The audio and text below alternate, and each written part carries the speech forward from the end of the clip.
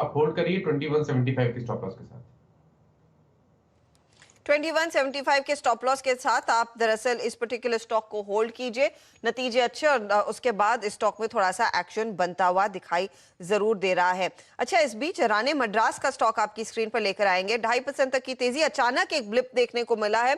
Volumes यहाँ पर थोड़े से कम रहते हैं, जब कुछ बड़ा हो रहा होता है तभी एक्शन देखने को मिलता है, लेकिन 393 तक के लेवल्स आ चुके हैं स्टॉक में और 3% ऊपर दरअसल ये काउंटर चल पड़ा है। तो इधर एक्शन जोर पकड़ रहा है। इस पर मैं इनफैक्ट आशीष महेश्वरी से भी राय लूंगी, लेकिन पहले आशीष बहेती बताइए, राणे मद्रास कैश मार्केट का ट्रेड है 395 पर है। हर्षिता जी, मेरे यहाँ चार्ट नहीं खुल रहा एक्चुअली राणे मद्रास का, आप ओके, ठीक, नो नॉट अ प्रॉब्लम। मानस, क्या आप देख पाएंगे राणे मद्रास को? जी मैं देख पा रहा हूँ चार्ट्स को, और देखिए ये लगातार अपने 100 डे मूविंग एवरेज पे पिछले 3 दिनों से सपोर्ट ले रहा था, और आज जब बाउंस बैक देखने को मिला, जब रिकवरी देखने को मिली, तो ये अब अपने 20 डे मूविंग एवरेज के ऊपर निकल गया है। तो मेरा समझना है कि यहाँ से करंट लेवल से एक अच्छा खासा बाउंस बैक देखने को मिल सकता है, रिकवरी देखने को मिल सकती है, और शायद उस रिकवरी में 425 430 तक के स्तर देखने को मिले, तो एक पोजीशन ट्रेड लेना चाहिए। करंट लेवल पर खरीदारी करिए, 380 रुपए के नीचे स्टॉप लॉस लगाइए और 430 435 के टारगेट सेट करिए। 435 के टारगेट के लिए यहाँ पर एक मौका, एक अचानक स्पाइक आया इस पर्टिकुलर स्टॉक में।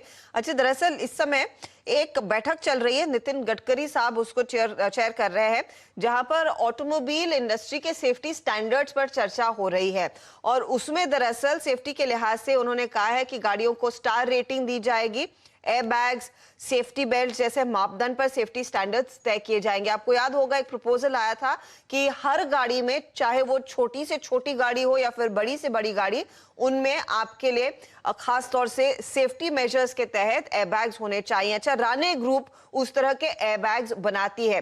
राणे ग्रुप है, मिंडा जैसे स्टॉक्स हैं जो दरअसल इस बिजनेस में ऑलरेडी है। यहां पर आप ऑटो कंपनियों को नहीं, ऑटो एंसिलरीज को देखेंगे, जो दरअसल ये इक्विपमेंट सप्लाई करेंगी और इंश्योर करेंगी कि आपकी गाड़ी में होने चाहिए। स्टॉक 6% आ गया राणे मद्रास का ऊपर।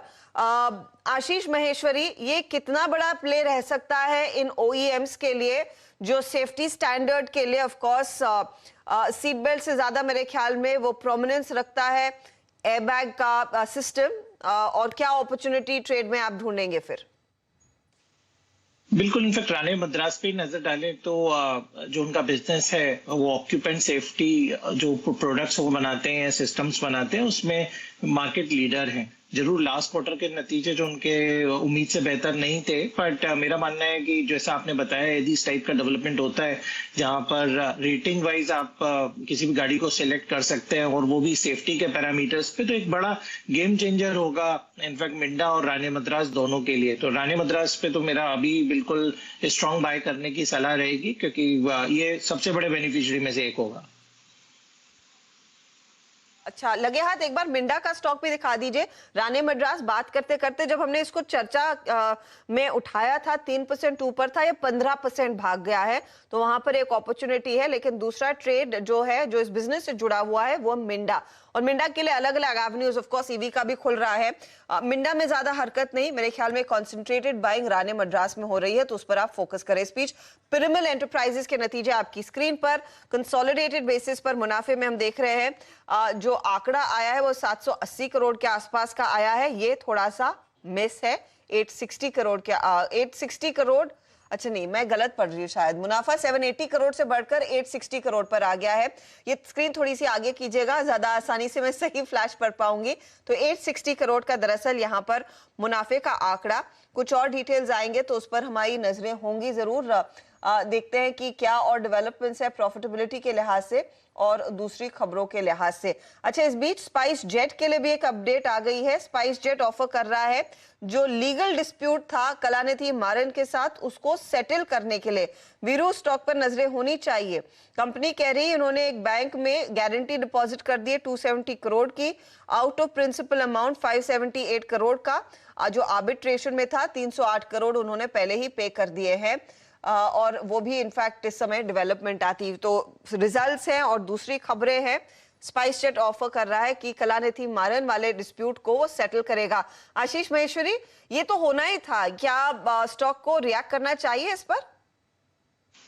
देखिए ये उनकी मजबूरी है। जब तक इसको विवाद को सुलझाएंगे नहीं तब तक वो अपना फंड रेज नहीं कर सकते हैं, अपने शेयर्स को प्लेज नहीं करके पैसा उठा सकते हैं। तो कई सारी रिस्ट्रिक्शन है जब तक वो पुराने मैटर को सॉर्ट आउट नहीं करते। तो मेरा मानना बिल्कुल पॉजिटिव है, सब्जेक्ट टू जो मारन फैमिली है वो उसको एक्सेप्ट कर लेते हैं तो बिल्कुल स्पाइस जेट के लिए एक पॉजिटिव ट्रिगर रहेगा। बट अभी भी मुझे लगता है कि एविएशन में बाय करना है तो मैं इंडिगो के साथ में जाना चाहूंगा, जो स्टॉक भी परफॉर्म कर रहा है, नतीजे भी उनके काफी अच्छे थे।